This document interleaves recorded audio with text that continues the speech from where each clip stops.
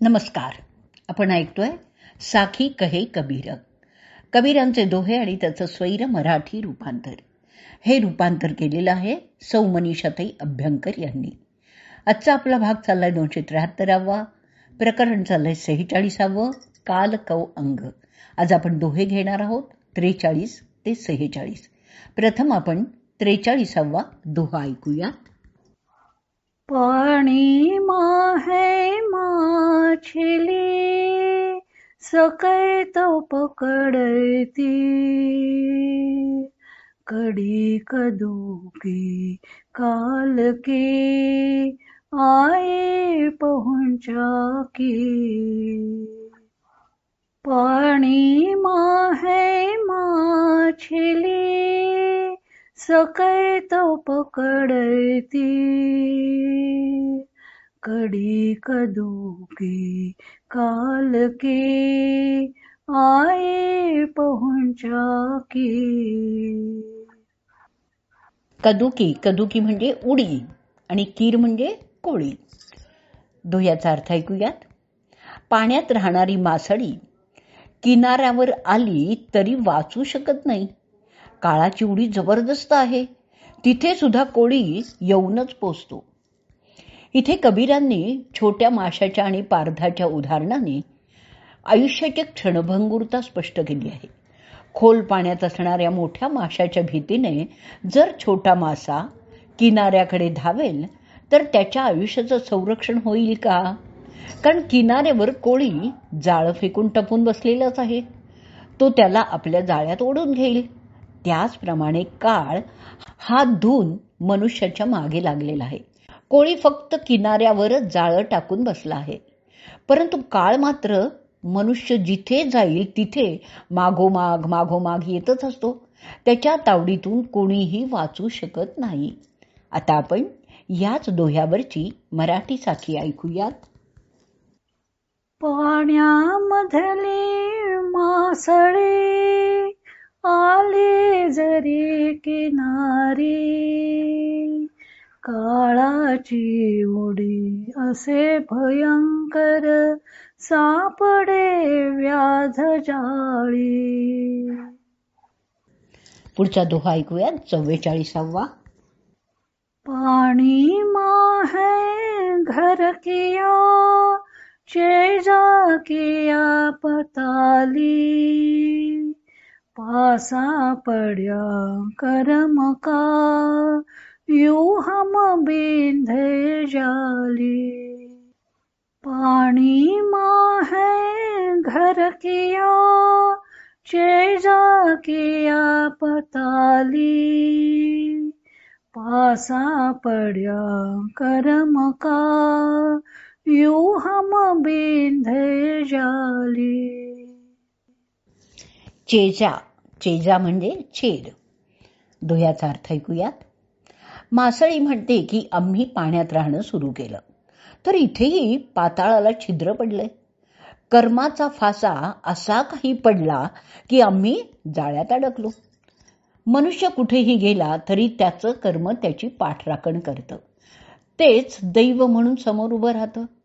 पाण्यात राहणारा मासा स्वतःला सुरक्षित मानतो, पण त्याच्या दैवात जर कोळ्याच्या हाती पडायचंच असेल तर तिथे तळ्याला छिद्र पडेल आणि पाण्याची गळती सुरू होईल आणि तो अलगदपणे कोळ्याच्या हाती लागेल. मनुष्याचं कर्म त्याच्याबरोबरच येत असतं. तेव्हा चांगलं कर्म केलं तर ते चांगलं फळ देईल, वाईट कर्माचं फळ हे वाईट असणारच, हे तर ठरलेलंच आहे. तर असो, आपण आता याच्या दोह्यावरची मराठी साखी ऐकूया. पाण्यामध्ये घर ते असूनी मासान सुरक्षित, फास पडला कर्माचा तो सापडे जाळ्यात. पाण्यामध्ये घर ते असूनी मासान सुरक्षित, फास पडला कर्माचा तो सापडे जाळ्यात. पुढचा दोहा ऐकूयात, 45वा. कबीर हरणी दुबली, इस हरी आले ताली. लख अहेडी एक जीव, कितेक टालव भाली. कबीर हरणी दुबली, इस हरी आले ताली. लख अहेडी एक जीव, कितेक टालव भाली. अहेडी, अहेडी या शब्दाचा अर्थ आहे शिकारी. दोह्याचा अर्थ ऐकूयात. कबीर म्हणतात की ह्या रानात हरिणी कमजोर झालेली आहे. ती हरिणी शिकाऱ्यांना पाहून विचार करते की शिकारी तर लाखो आहेत आणि मी तर एकटीच आहे. तेव्हा किती दिवस यांच्यापासून मी जीव माझा वाचवू शकीन. इथे तालीचा अर्थ आहे शरीर आणि हरिणीचा अर्थ आहे मायाग्रस्त जीव. तर आता वन जसं हिरवगार असावं तसं हे शरीर सुंदर आहे, विषयोपभोग घेण्यास समर्थ पण आहे, पण तरीही मायाग्रस्त जीव चिंताग्रस्त असतं. वनात जसे एकट्या हरिणीच्या मागे अनेक शिकारी असतात, तसेच इथे संकट, रोग वगैरे अनेक शिकारी आहेत की जे या शरीराचे लचके तोडण्यास टपून बसलेले आहेत. तर तो कोणाकोणाशी सामना करेल? काळाशी सामना तर करता येणारच नाही. आपण आता ह्याच दोह्यावरची मराठी साखी ऐकूयात. हर्या भर्या वनात येथे, हरणी दुबळी झाली. लाख शिकारी एक जीव, मग कुणा कुणाला टाळी.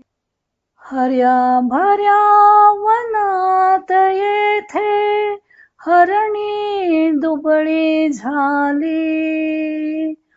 लाख शिकारी एक जीव, मग कुणा कुणाला टाळी. पुढचा दोहा ऐकूयात, 46वा. बरिया बीती बल गया, बरन पलट्यार. बिगड़ी बात न बाहुड़ई, कर छिटक्या कतठोर. बरिया बीती बल गया, बरन पलट्यार.